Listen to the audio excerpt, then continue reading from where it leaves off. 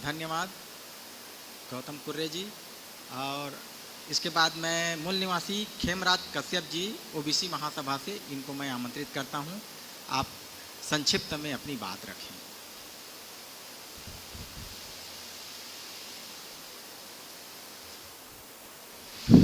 बहुत बहुत धन्यवाद संचालक महोदय जी। BS4 के समस्त समितियों को मैं बहुत बहुत धन्यवाद। जय मंडल, जय संविधान, भारतीय संविधान जिंदाबाद। मैं खेमराज कश्यप, शक्ति जिला गौरवग्राम मालदा ओबीसी महासभा का जिला अध्यक्ष हूँ। मैं आप लोगों के समक्ष भारतीय संविधान और मंडल कमीशन के बारे में रखना चाहूँगा। भारतीय संविधान सबसे शुरू पहले 2 साल 11 दिन में बनाया गया था, जिसमें 26 नवंबर 1949 को वो बन के तैयार हुआ था और 26 जनवरी 1950 को वो पूरे भारत में लागू हुआ था। उस दिन हम लोग पूरे भारतवासी स्वतंत्र दिवस के रूप में मनाते हैं, गणतंत्र दिवस के रूप में मनाते हैं। और संविधान सभा में 63,96,729 रुपया खर्चा हुए थे। उस समय हमारे डॉक्टर बाबा साहब अम्बेडकर प्रारूप समिति के अध्यक्ष थे। आज 72-73 साल हो गए हैं भारत के संविधान को लागू हुए, और आज 72-73 साल हो गए हैं, फिर भी भारत के संविधान विश्व में सबसे अच्छा, यदि किसी देश का संविधान है तो भारत का संविधान है। आज 193 देशों में से 126 देश भारत के संविधान को मानते हैं, अध्ययन करते हैं। लेकिन आज हमारे भारतवासियों के घर में संविधान नहीं है, संविधान की आज हमें जानकारी नहीं है। यदि हम लोग सोचते हैं कि भारत के संविधान को 2-4 दिन में पढ़ लेंगे तो यह सोच हमारी गलत है, क्योंकि विश्व में सबसे बड़ा लंबा लिखित संविधान यदि कहीं का है तो भारत का संविधान है।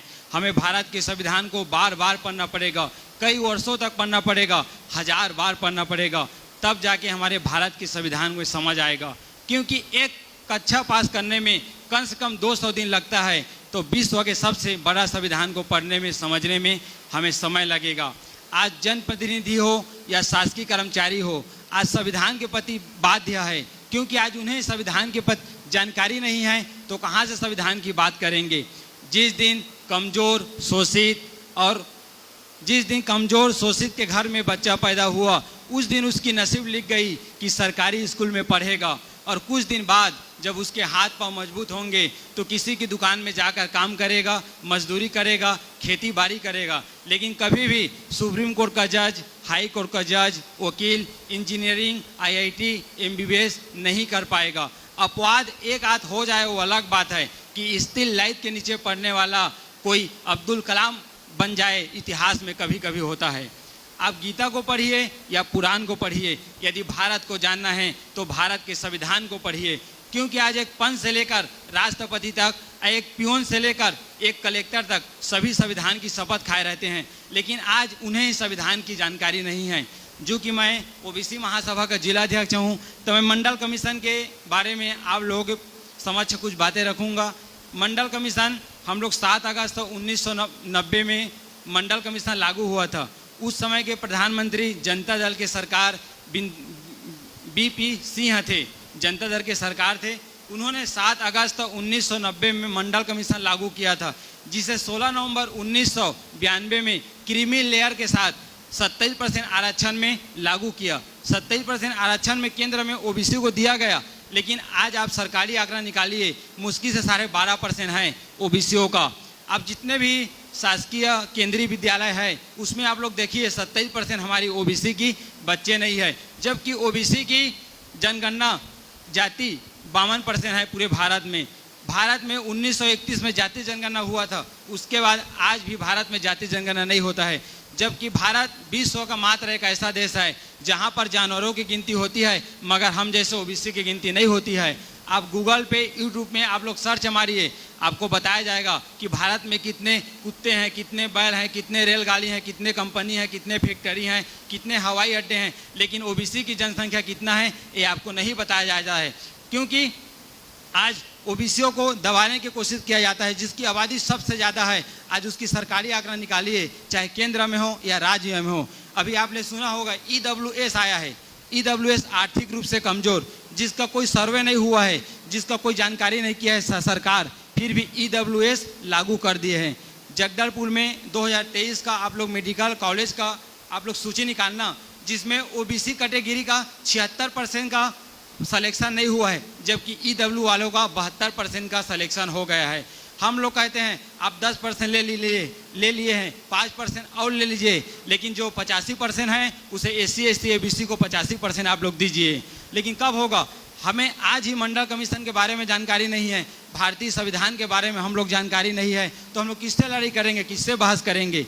और जो हमारे जो जनप्रतिनिधि चुन के जाते हैं, चाहे वो किसी भी क्षेत्र में हो, आज उन्हें संविधान की जानकारी नहीं है, मंडल कमीशन की जानकारी नहीं है, तो हमारे बात वो कहाँ रखेंगे?